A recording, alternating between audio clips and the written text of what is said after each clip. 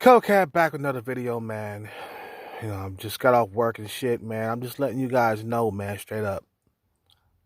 In my videos earlier, man, I just want to get you guys to understand that shit costs in this world, man. You know what I'm saying? And you're going to have to pay with your time. You know, the reason why a lot of guys stay losing, the number one reason why is because of procrastination. Procrastination is the biggest reason why a lot of guys are unhappy out here, man. Working for somebody else, you got somebody telling you when to come to work and when to leave. You got somebody always trying to get you fired from jobs and stuff like that, man. And your life is going to continue like this until you change, until you figure out the way things work, the way the world works, okay? And you can keep on living in your little fantasies and stuff like that, hoping that these 8, 9s, and 10s will come, knocking at your door, begging to suck your dick. You can keep on thinking that, man, but it's never going to happen that way until you make something happen with your life. A lot of you guys are going to need success. And a lot of you guys don't want to sacrifice. You don't want to work hard. You don't want to team up with other people who work hard so you can make the dreams work. No, you don't want to do that. And I know this, man, because I used to work in a studio a while back doing music and shit, man. And, I used to work with this one cat, and he used to do backstabbing shit to me, man. You know what I'm saying? And I forgave him like 3 times. Until the last time, it was just like, okay, it was unforgivable that time. You know what I'm saying? But he used to do stupid shit. Like one day, me and him had made a song in the studio. It was a good song and stuff, and, it was cool. You know what I'm saying? And, so we decided that we was going to perform the song in front of a audience, a crowd, you know what I'm saying? At this open mic place over there in Oakland. So we agreed that we was gonna, wear t-shirts and stuff like that and get up on stage and perform this song that me and him had made. You know what I'm saying?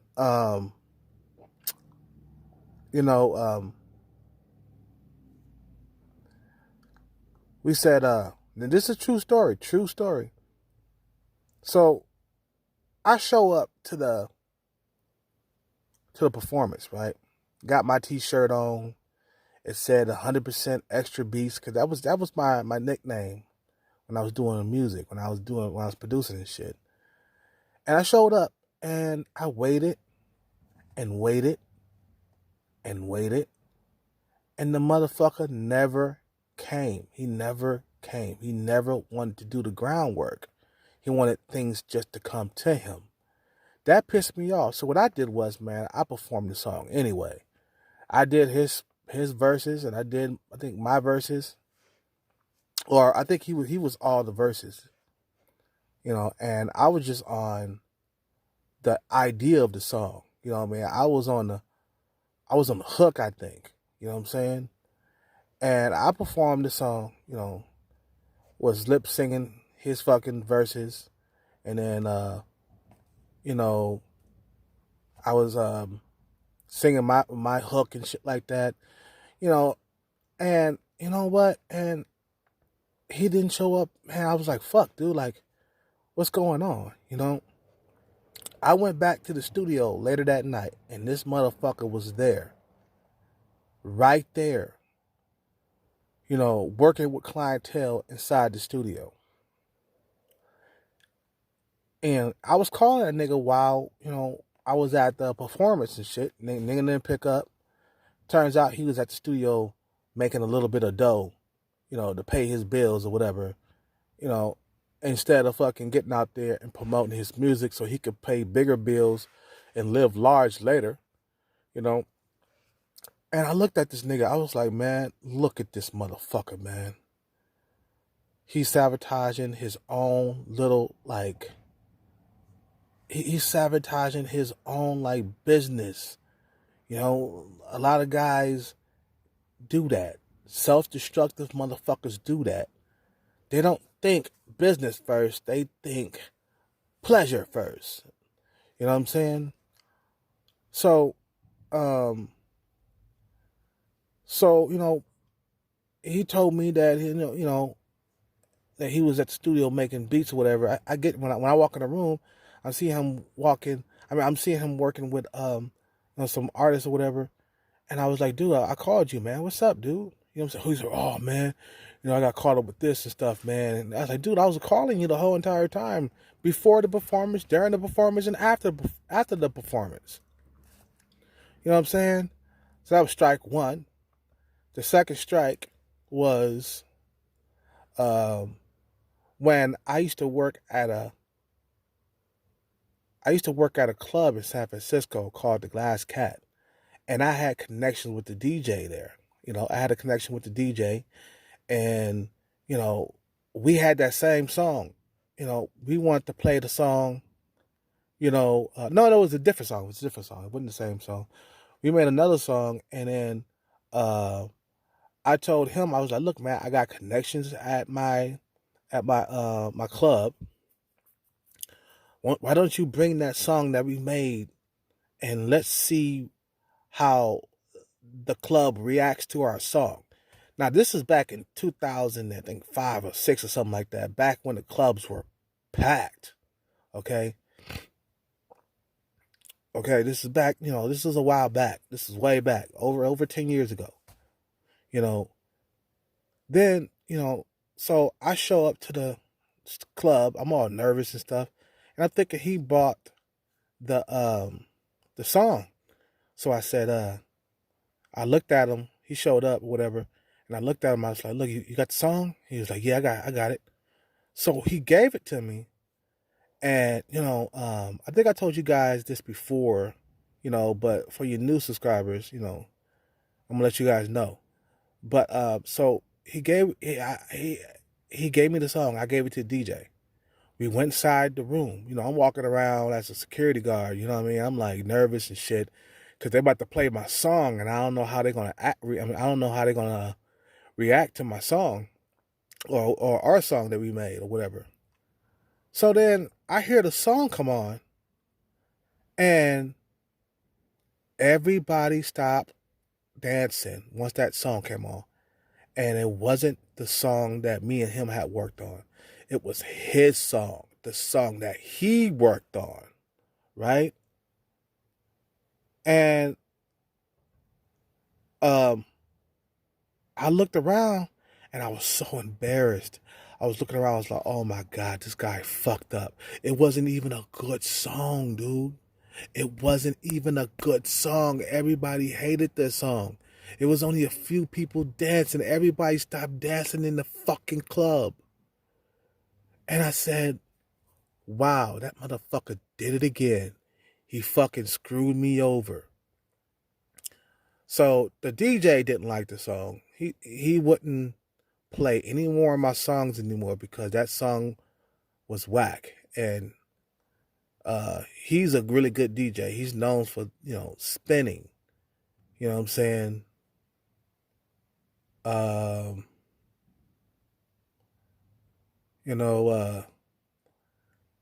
That was the most biggest letdown ever. And I walked over to him. I said, dude, that wasn't our song. That wasn't our song. What did you do that for? Why'd you do that for? Oh man, it's not up to you to figure it out. I was like, what? It's not up to me, blood. We both made this song. What the fuck are you talking about? See, this is the dysfunction of a Negro. You know what I'm saying? This is this is the reason why a lot of black people are poor today, because motherfuckers can't make the right decisions based on logic and reasoning. You don't destroy connections within the music industry. If you got connections with a club, you better bring whatever they ask to bring. Okay. You don't want to fuck chances up. See, thing is, a lot of guys lack preparation skills. They don't know how to prep. You know what I mean? And they don't know how to use their brain. You know, they don't know how to be accurate. You know, and that's the reason why I can't fuck with a lot of cats. You know, next time I'm back in, next time I get back into the music again, full force, when I got my music equipment, I'm weeding everybody out. This is when I was a young man. You know, I forgave him for the second time. You know what I'm saying? Again, the third time is when that was enough. This motherfucker knocked up. This is what fucked up everything completely. He knocked up 2 women while we were making songs, trying to make things better for ourselves in life. Okay? You know, he married a white chick, knocked her up, and knocked up his Filipino chick on the side. Then he came back to the studio begging and expecting a handout because he wasn't he wasn't paid anymore. His all his money was going to the motherfucking kids. So all the money he was trying to make albums and stuff like that, he couldn't pay for his studio time. And he wanted to bite off my time. And the manager was trying to let him bite off my time. So I said, nah, I ain't gonna let you like bite, you know, I ain't gonna let you like let him fucking come in and you know, I told that nigga not to knock any of these bras up, and he did it anyway, like a hard head. That's what I mean. That's what I mean. Niggas is hard headed. You can't break a nigga's head with a fucking brick or a hammer. It's that fucking hard. You know what I'm saying? This nigga was tall. He's around 6'3" or whatever. You know what I'm saying? He had more bitches than I did. You know what I'm saying? You know, even though I had my share of bitches too, I was 26 years old. I was a lot better looking than I am now. Okay? I was basically a Tyrone Light, basically. I fucked a few bitches inside that studio. Matter of fact, I could probably count on 2 hands how many bitches I fucked in there. Probably about 9 bitches altogether. You know what I'm saying? You know, all in that little booth. Cause the booth is hella big. The booth was like was another room with one of those dividers or whatever with the padding on it, with the foam that absorbed the sound while you record and shit like that. You know what I'm saying? I fucked a few bitches up in there. Got my dick sucked, everything.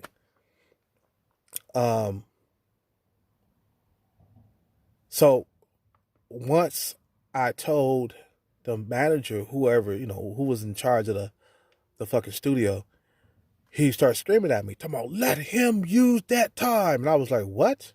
You ain't gonna talk to me like that, motherfucker. Fuck you, you fat motherfucker. So I said, fuck it. I called him a fat motherfucker, man. You know what I'm saying? And then I took my recording speakers, because they were using my speakers, my fucking speakers that I paid with my motherfucking money, right? My motherfucking speakers. I took my speakers out of there and my Roland Phantom. Roland Phantom was $2,000. That was a $2,000 fucking keyboard that later got stole. Okay? You know, I can't have nothing around Negroes, man. You know, I took my mic, everything out of there. It looked like that shit was empty in there. It looked empty. I said, nah, you ain't using my stuff and then gonna clown me too, you know what I'm saying? I said, wait a minute, you guys are using my stuff, you know? You guys are using my stuff to record your songs on. I got say so because you guys are using my stuff. I got say so in this studio. I took all my music equipment out of there. You know what I'm saying? I took all of my motherfucking music equipment up out there. You know? It was that's why I'm saying when I'm going back into this music shit, I'm going back into it with just me and the artist. I'm going to work with other producers, but I'm just going to get beats and stuff from them. That's about it. Work with, a guitarist, pianists and stuff like that, so we can get melodies down. I'm gonna start back over from scratch, and I don't want to work with any type of Negroes that's gonna give me a problem. That's gonna make my road a lot harder than what it is. Trying to become successful is nearly impossible in the first place. You don't want to have nothing around you. Just gonna fucking, you know, make it more, make the road more complicated than what it is. So this is what I'm talking about when I talk to motherfuckers. When I talk about motherfuckers being procrastinators, um, motherfuckers who don't want to stay focused, who don't want to work hard. They expect everything to be, um, uh, put in front of them with a fucking silver platter on the bottom of it. You know what I'm saying? That's that single mother thinking. See, thing is, this is what a lot of these females teach their sons, that they're entitled to everything. They don't have to work for anything. They're entitled, and they're supposed to be given beautiful women, even though they don't have the looks or the money to attract them. See, you as a man, it's your fucking responsibility to get out there and seek resources. This is what I heard one of my subscribers say in the comment section. And he's 100% right. It is your job, your duty, to get out there and gather up resources, so you can attract women if you don't have the looks. You're not a Chad, you're not a Tyrone. You need to work hard. You can't be entitled to nothing, because guess what? If you think you're entitled to everything and you're poor, you're gonna stay poor. You're gonna stay not getting the beautiful women that you desire. You're gonna stay in that rut. Nobody's gonna pull you out of it. You surrounded by enemies and competition who don't want you to have those things. So why would they give you those things? You're gonna stay in there inside your house, and you're gonna die being unachieved. You know what I'm saying? You're gonna die. Matter of fact, before you die, you're gonna be suffering. You're gonna be that 50-year-old, 60-year-old guy that's gonna be horny as fuck, can't get his dick sucked because he's out of fucking looks and he doesn't have resources. Okay? Resources. He doesn't have the looks anymore.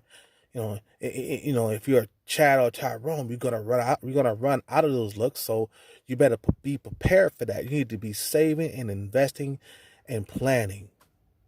You need to be planning, saving, and investing so you can have the bitches later. You could be 50 years old and getting the hot bitches. You know what I'm saying? It's like, you could be getting to be realistic. You'll be 50 years old getting 25-year-olds if you're rich enough. So you need to be focused on becoming rich as a sub-5 male. Overall stories, you need to be focusing on that. And stop procrastinating. A lot of guys love to procrastinate. Keep pushing time back. You don't have time to be pushing time back. Keep pushing shit off. Oh, I'm going to do it later. Nah, motherfucker, do that shit right now. Get the shit done right now. Stop procrastinating. Get the lead out of your ass. Get the lead out your motherfucking ass. And get that shit done now.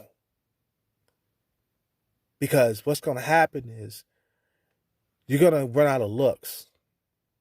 And you're going to get zero. There's a lot of guys on YouTube upset and mad because they're not getting the pussy that they desire. 45, 50 years old. On YouTube complaining about women all day long. Nobody's going to feel sorry for your ass if you ain't got resources by the time you hit 45, 50 years old. Nobody's going to feel sorry for you. You see all these people in the streets that are homeless and stuff, people just look at them like with disgust and throw things at them, throw soda on them. Like, you know what I'm saying? That's what they do to the homeless people out there in San Francisco. You know what I'm saying? Look at them with disgust. Nobody's gonna help you when you get too old and you don't have enough looks to get jobs. You know, they stop hiring people after 50 years old. You know what I'm saying? They stop, well, I mean, they still hiring people, but it's a lot tougher to get jobs after 50. They start discriminating based on age for, you know, for jobs and shit. You know what I'm saying? So this time around, I don't want no Negroes around me that's going to fuck my shit up. Now, if you show me that you're dedicated to the craft, then yeah, I'll fuck with you. You know what I'm saying? But if you're a motherfucker that love the bullshit, that love to like waste time, and then wonder why females don't fuck with him, I ain't fucking with you, man. You know what I'm saying? Because a lot of motherfuckers out here, you're fucking time wasters. And then you cry about, oh, the bitches ain't fucking with me, man. They fucking with Chad and Tyrone. This is what I hear all the time on the internet. They talk about the Chad all the time. They talk about Tyrone all the time. But there's no fucking solutions. You can beat Chad and Tyrone with money. Money overrides looks. Every single time. A female gonna go with the rich guy over the Chad or Tyrone. You know, and this is why, a lot of you niggas get caught up and procrastinate. This is the reason why you don't fucking get the women that you desire. Because you're scared to fucking take risk, or you're scared to fucking get out of your comfort zone. You're scared. You know what I'm saying? I'll be back with a part 2 or part 3 or whatever. Have a good night.